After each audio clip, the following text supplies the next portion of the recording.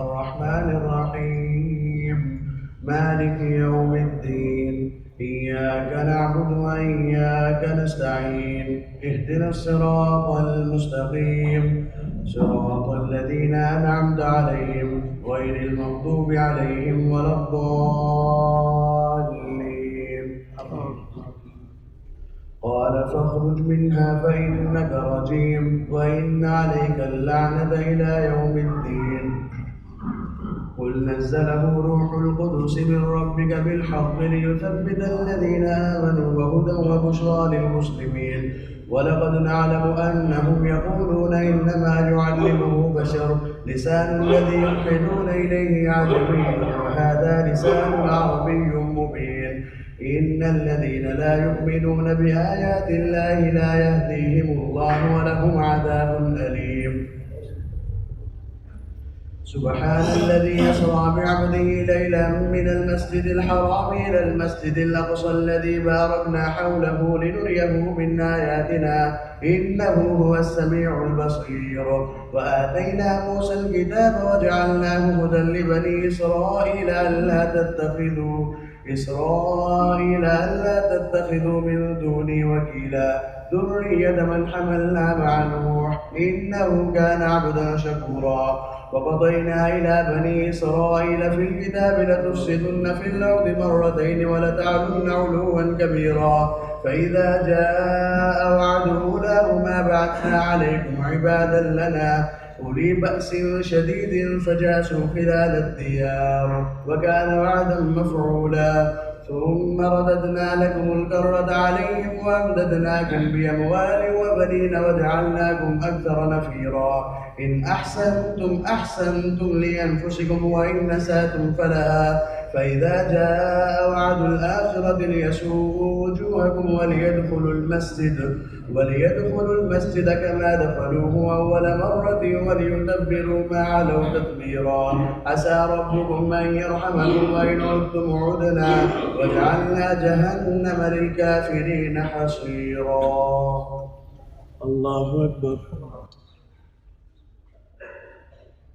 إن هذا القرآن يهدي للتي هي أقوم ويبشر المؤمنين الذين يعملون الصالحات أن لهم أجرا كبيرا وأن الذين لا يؤمنون بالآخرة أعتدنا لهم عذابا أليما. ويدعو الإنسان بالشر دعاءه بالخير وكان الإنسان عجولا. وجعلنا الليل والنهار آيتين فمحونا آية الليل وجعلنا آية النهار مبصرة لتبتغوا فضلا من ربكم ولتعلموا عدد السنين والحساب وكل شيء فصلناه تفصيلا. وكل إنسان ألزمناه طائره في عنقه ونخرج له يوم القيامة كتابا يلقاه منشورا. اقرأ كتابك كفى بنفسك اليوم عليك حسيبا. من اهتدى فإنما يهتدي لنفسه ومن ضل فإنما يضل عليها ولا تزر وازرة وزر أخرى وما كنا معذبين حتى نبعث رسولا. وإذا أردنا أن نهلك قرية أمرنا مطر فيها ففسقوا فيها فحق عليها القول فدمرناها تدميرا. وكم أهلكنا من القرون من بعد نوح وكفى بربك بذنوب عباده خبيرا بصيرا. من كان يريد العاجلة عجلنا له فيها ما نشاء لمن نريد ثم جعلنا له جهنم يصلاها مذموما مدحورا. الله أكبر. ومن أراد الآخرة وسعى لها سعيها وهو مؤمن فأولئك كان سعيهم مشكورا. كلا نمد هؤلاء وهؤلاء من عطاء ربك وما كان عطاء ربك محظورا. انظر كيف فضلنا بعضهم على بعض وللآخرة أكبر درجات وأكبر تفضيلا. لا تجعل مع الله إلها آخر فتقعد مذموما مخذولا. وقضى ربك ألا تعبدوا إلا إياه وبالوالدين إحسانا إما يبلغن عندك الكبر أحدهما أو كلاهما فلا تقل لهما أف ولا تنهرهما وقل لهما قولا كريما واخفض لهما جناح الذل من الرحمة وقل رب ارحمهما كما ربياني صغيرا ربكم أعلم بما في نفوسكم إن تكونوا صالحين فإنه كان للأوابين غفورا وآت ذا القربى حقه والمسكين وابن السبيل ولا تبذر تبذيرا إن المبذرين كانوا إخوان الشياطين وكان الشيطان لربه كفورا وإما تعرضن عنهم ابتغاء رحمة من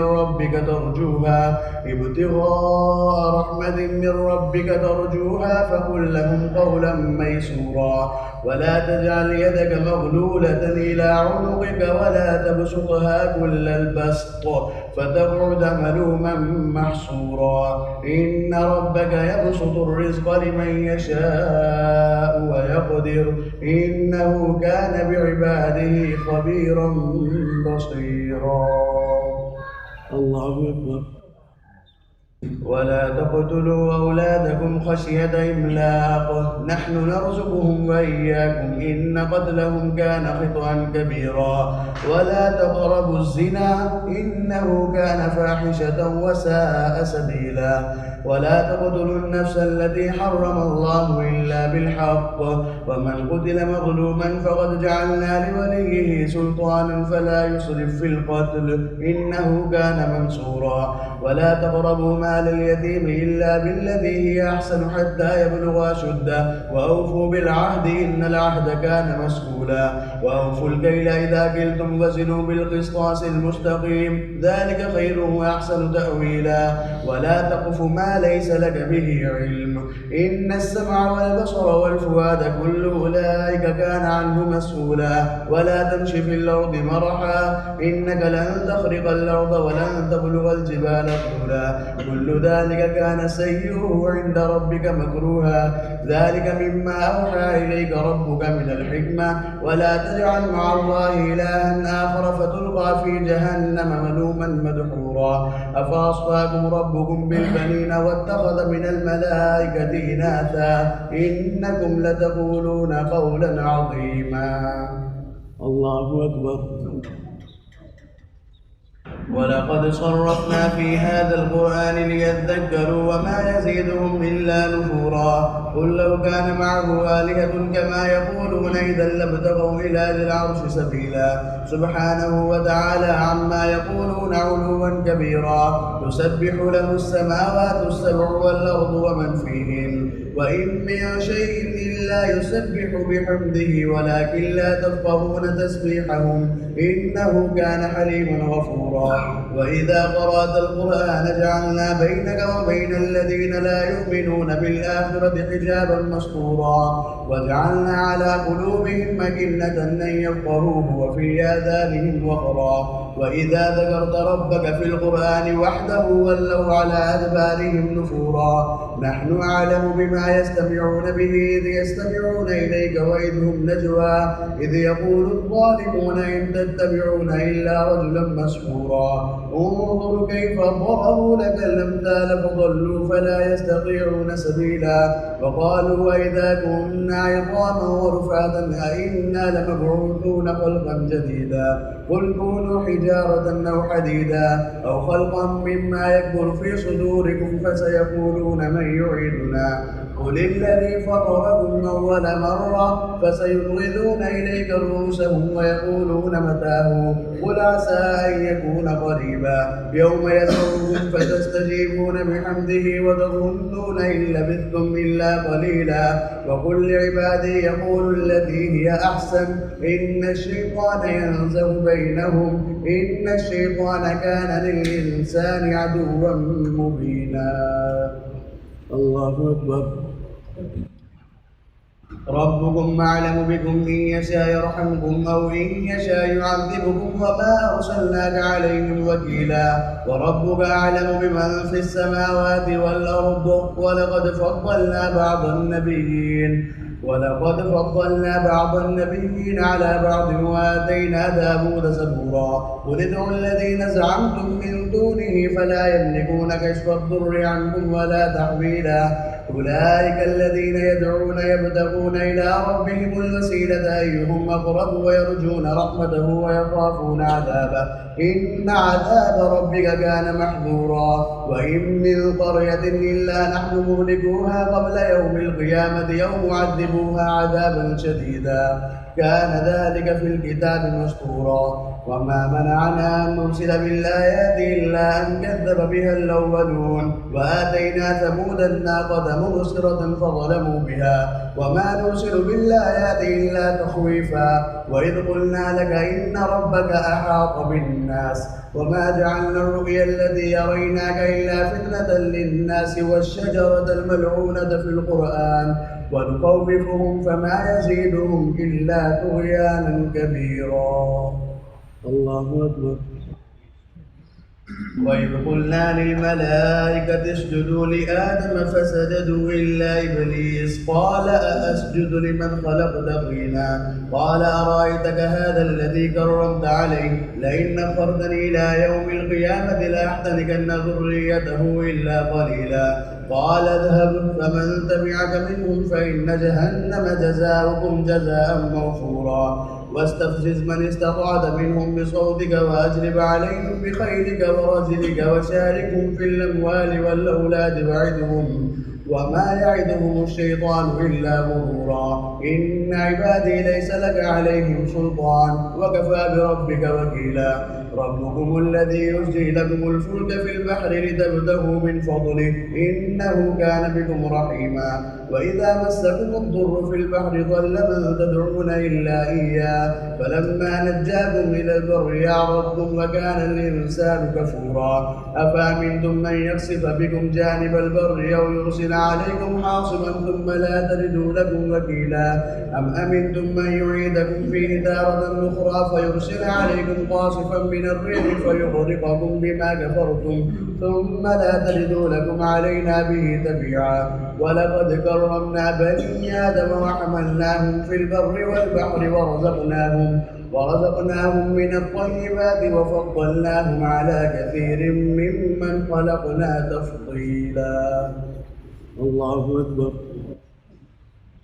يوم ندعو كل أناس بإمامهم فمن أوتي كتابه بيمينه فأولئك يقرؤون كتابهم ولا يظلمون فتيلا ومن كان في هذه أعمى فهو في الآخرة أعمى وأضل سبيلا وإن كادوا ليفتنونك عن الذي أوحينا إليك لتفتري علينا غيره وإذا لاتخذوك خليلا ولولا أن ثبتناك لقد كدت تركن إليهم شيئا قليلا إذا لأذقناك ضعف الحياة وضعف الممات ثم لا تجد لك علينا نصيرا وإن كادوا ليستفزونك من الأرض ليخرجوك منها وإذا لا يلبثون خلافك إلا قليلا سنة من قد أرسلنا قبلك من رسلنا ولا تجد لسنتنا تحويلا.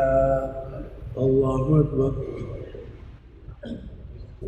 أقم الصلاة لدلوك الشمس إلى غسق الليل وقرآن الفجر إن قرآن الفجر كان مشهودا ومن الليل فتهجد به نافلة لك عسى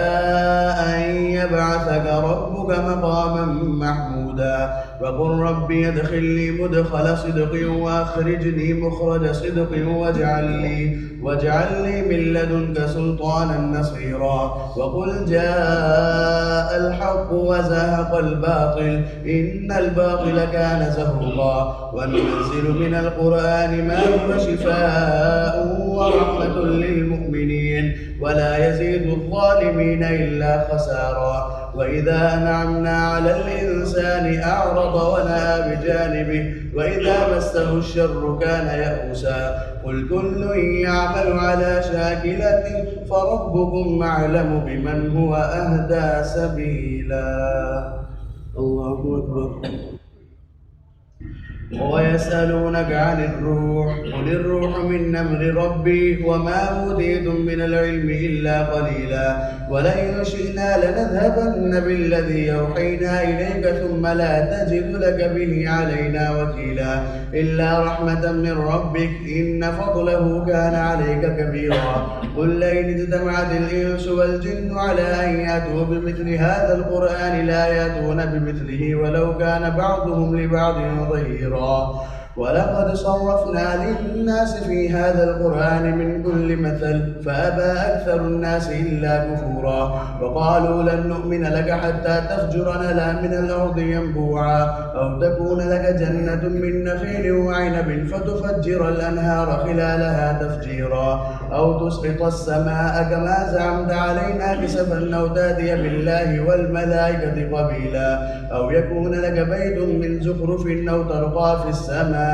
ولن نؤمن لرقيك حتى تنزل علينا كتابا نقرأه قل سبحان ربي هل كنت إلا بشرا رسولا الله أكبر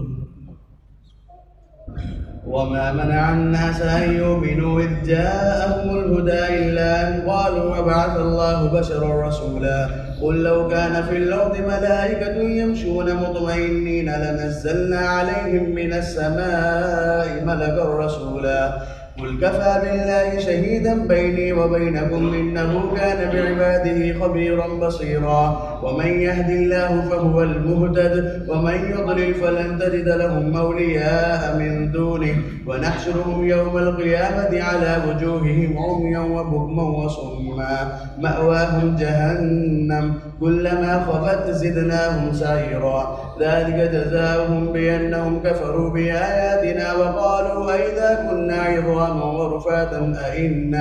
أئنا لمبعوثون خلقا جديدا أولم يروا أن الله الذي خلق السماوات والأرض قادر على أن يخلق مثلهم وجعل لهم أجلا لا ريب فيه فأبى الظالمون إلا كفورا قل لو أنتم تملكون خزائن رحمة ربي إذا لأمسكتم خشية الإنفاق وكان الإنسان قتورا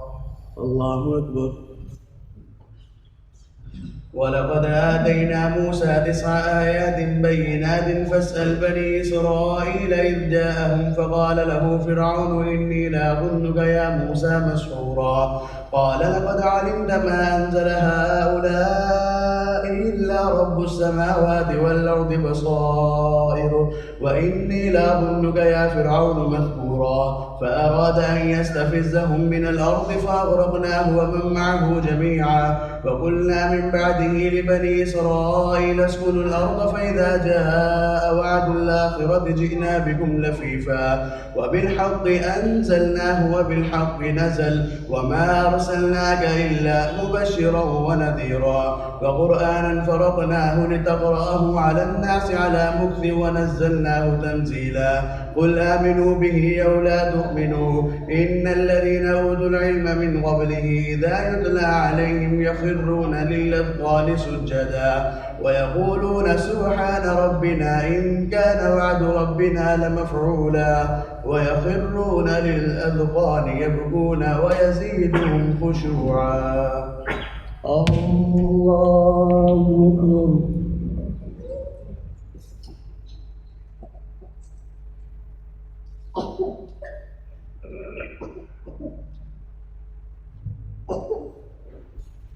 الله أكبر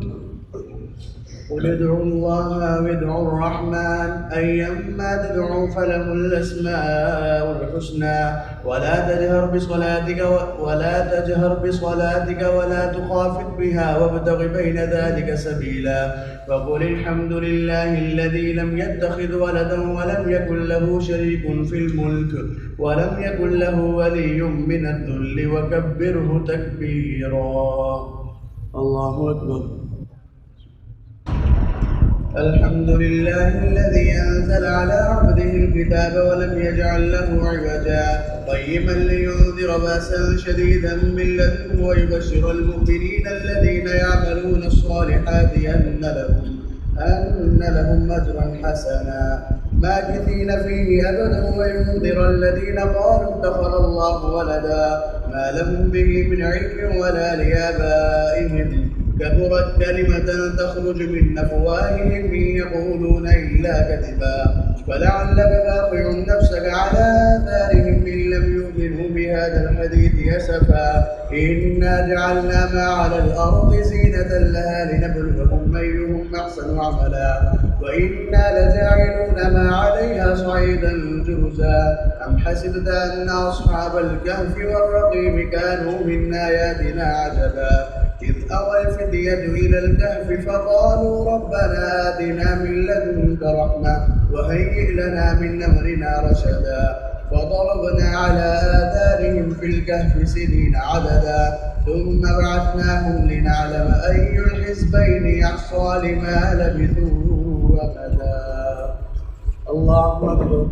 نحن نقص عليك نبأهم بالحق إنهم فتية آمنوا بربهم وزدناهم هدى وربطنا على قلوبهم إذ قاموا فقالوا ربنا رب السماوات والأرض لن ندعو من دونه إلها لقد قلنا إذا شططا هؤلاء قوم اتخذوا من دونه آلهة لولا يأتون عليهم بسلطان بين فمن أظلم ممن افترى على الله كذبا وإذ اعتزلتموهم وما يعبدون إلا الله فأووا إلى الكهف ينشر لكم ربكم من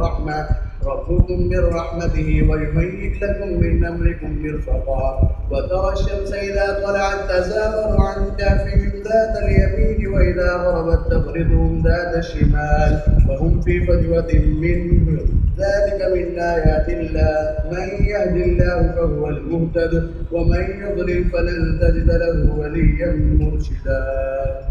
الله أكبر. وتحسبهم أيقاظا وهم رقود ونقلبهم ذات اليمين وذات الشمال وكلبهم باسط ذراعيه بالوصيد لو اطلعت عليهم لوليت منهم فرارا ولملئت منهم رعبا وكذلك بعثناهم ليتساءلوا بينهم قال قائل منهم كم لبثتم قالوا لبثنا يوما أو بعض يوم قالوا ربكم أعلم بما لبثتم فابعثوا أحدكم بورقكم هذه إلى المدينة فلينظر أيها أزكى طعاما فليأتكم برزق منه وليتلطف ولا يشعرن بكم أحدا إنهم إن يظهروا عليكم يرجموكم أو يعيدوكم في ملتهم ولن تفلحوا إذا أبدا وكذلك أعثرنا عليهم ليعلموا أن وعد الله حق وأن الساعة لا ريب فيها إذ يتنازعون بينهم أمرهم فقالوا بنوا عليهم بنيانا ربهم أعلم بهم قال الذين غلبوا على أمرهم لنتخذن عليهم مسجدا سيقولون ثلاثة رابعهم كلبهم ويقولون خمسة سادسهم كلبهم رجما بالغيب ويقولون سبعة وثامنهم كلبهم قل ربي أعلم بعدتهم ما يعلمهم إلا قليل فلا تمار فيهم إلا مراء ظاهرا ولا تستفت فيهم منهم أحدا. الله أكبر. ولا تقولن لشيء إني فاعل ذلك غدا إلا أن يشاء الله واذكر ربك إذا نسيت وقل عسى أن يهديني ربي لأقرب من هذا رشدا ولبثوا في كهفهم 300 سنين وازدادوا 9 قل الله أعلم بما لبثوا له غيب السماوات والأرض أبصر به وأسمع ما له من دونه من ولي ولا يشرك في ملكه أحدا واتل ما أوحي إليك من كتاب ربك لا مبدل لكلماته ولن تجد من دونه ملتحدا واصبر نفسك مع الذين يدعون ربهم بالغداة والعشي يريدون وجهه ولا تعد عيناك عنهم تريد زينة الحياة الدنيا ولا تطع من أغفلنا قلبه عن ذكرنا واتبع هواه وكان أمره فرطا وقل الحق من ربكم فمن شاء فليؤمن ومن شاء فليكفر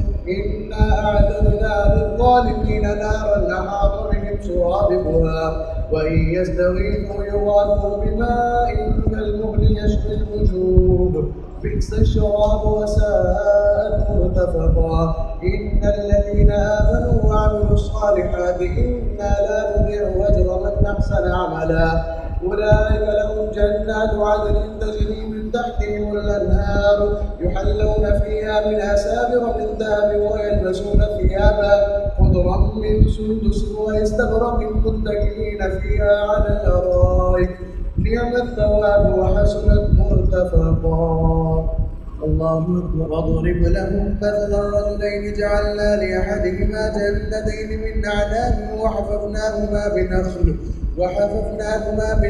وجعلنا بينهما زرعا كلتا الجنتين آتت أكلها ولم تظلم منه شيئا وفجرنا خلالهما نهرا وكان له ثمر فقال لصاحبه وهو يحاوره أنا أكثر منك مالا وأعز نفرا ودخل جنته وهو ظالم لنفسه قال ما أظن أن تبيد هذه أبدا وما أظن الساعة قائمة ولئن رددت إلى ربي لأجدن خيرا منها منقلبا قال له صاحبه وهو يحاوره أكفرت بالذي خلقك من تراب ثم من نطفة ثم سواك رجلا لكن هو الله ربي ولا أشرك بربي أحدا ولولا إذ دخلت جنتك قلت ما شاء الله لا قوة إلا بالله إن ترني أنا أقل منك مالا وولدا فعسى ربي أن يؤتيني خيرا من جنتك ويرسل عليها حسبانا من السماء فتصبح صعيدا زلقا أو يصبح ماؤها غورا فلن تستطيع له طلبا وأحيط بثمره فأصبح يقلب كفيه على ما أنفق فيها وهي خاوية على عروشها ويقول يا ليتني لم أشرك بربي أحدا ولم تكن له فئة ينصرونه من دون الله وما كان منتصرا هنالك الولاية لله الحق هو خير ثوابا وخير عقبا. الله أكبر. واضرب له مثل الحياة الدنيا كماء أنزلناه من السماء فاختلط به نبات الأرض فأصبح هشيما تذروه الرياح وكان الله على كل شيء مقتدرا. المال والبنون زينة الحياة الدنيا والباقيات الصالحات خير عند ربك ثوابا وخير أملا. ويوم نسير الجبال وترى الأرض بارزة وحشرناهم فلم نغادر منهم أحدا وعرضوا على ربك صفا لقد جئتمونا كما خلقناكم أول مرة بل زعمتم أن لن نجعل لكم موعدا ووضع الكتاب فترى المجرمين مشفقين مما فيه ويقولون يا ويلتنا ما لهذا الكتاب لا يغادر صغيرة ولا كبيرة إلا أحصاها ووجدوا ما عملوا حاضرا ولا يظلم ربك أحدا. وإذ قلنا للملائكة اسجدوا لآدم فسجدوا إلا إبليس كان من الجن ففسق عن أمر ربه أفتتخذونه وذريته أولياء من دوني وهم لكم عدو بئس للظالمين بدلا. ما أشهدتهم خلق السماوات والأرض ولا خلق أنفسهم وما كنت متخذ المضلين عضدا. ويوم يقول نادوا شركائي الذين زعمتم فدعوهم فلم يستجيبوا لهم وجعلنا بينهم موبقا ورأى المجرمون النار فظنوا أنهم مواقعوها ولم يجدوا عنها مصرفا. الله أكبر. ولقد صرفنا في هذا القرآن للناس من كل مثل وكان الإنسان أكثر شيء جدلا. وما منع الناس أن يؤمنوا إذ جاءهم الهدى ويستغفروا ربهم إلا أن تأتيهم سنة الأولين أو يأتيهم العذاب قبلا. وما نرسل المرسلين إلا مبشرين ومنذرين ويجادل الذين كفروا بالباطل ليدحضوا به الحق واتخذوا آياتي وما أنذروا هزوا ومن أظلم ممن ذكر بآيات ربه فأعرض عنها ونسي ما قدمت يداه إنا جعلنا على قلوبهم أكنة أن يفقهوه وفي آذانهم وقرا وإن تدعوهم إلى الهدى فلن يهتدوا إذا أبدا وربك الغفور ذو الرحمة لو يواخذهم بما كسبوا لعجل لهم العذاب بل لهم موعد لن يجدوا من دونه موئلا وتلك القرى أهلكناهم لما ظلموا وجعلنا لمهلكهم موعدا. الله أكبر. وإذ قال موسى لفتاه لا أبرح حتى أبلغ مجمع البحرين أو أمضي حقوبا فلما بلغا مجمع بينهما نسيا حوتهما فاتخذ سبيله في البحر سربا فلما جاوزا قال لفتاه آتنا غداءنا لقد لقينا من سفرنا هذا نصبا قال أرأيت إذ أوينا إلى الصخرة فإني نسيت الحوت وما أنسانيه إلا الشيطان أن أذكره واتخذ سبيله في البحر عجبا قال ذلك ما كنا نبغ فارتدا على آثارهما قصصا فوجدا عبدا من عبادنا آتيناه رحمة من عندنا وعلمناه من لدنا علما قال له موسى هل أتبعك على أن تعلمني مما علمت رشدا قال إنك لن تستطيع معي صبرا وكيف تصبر على ما لم تحط به خبرا قال ستجدني إن شاء الله صابرا ولا أعصي لك أمرا قال فإن اتبعتني فلا تسألني عن شيء حتى أحدث لك منه ذكرا فانطلقا حتى إذا ركبا في السفينة خرقها قال أخرقتها لتغرق أهلها لقد جئت شيئا إمرا قال ألم أقل إنك لن تستطيع معي صبرا قال لا تؤاخذني بما نسيت ولا ترهقني من أمري عسرا فانطلقا حتى إذا لقيا غلاما فقتله قال أقتلت نفسا زكية بغير نفس لقد جئت شيئا نكرا. الله أكبر.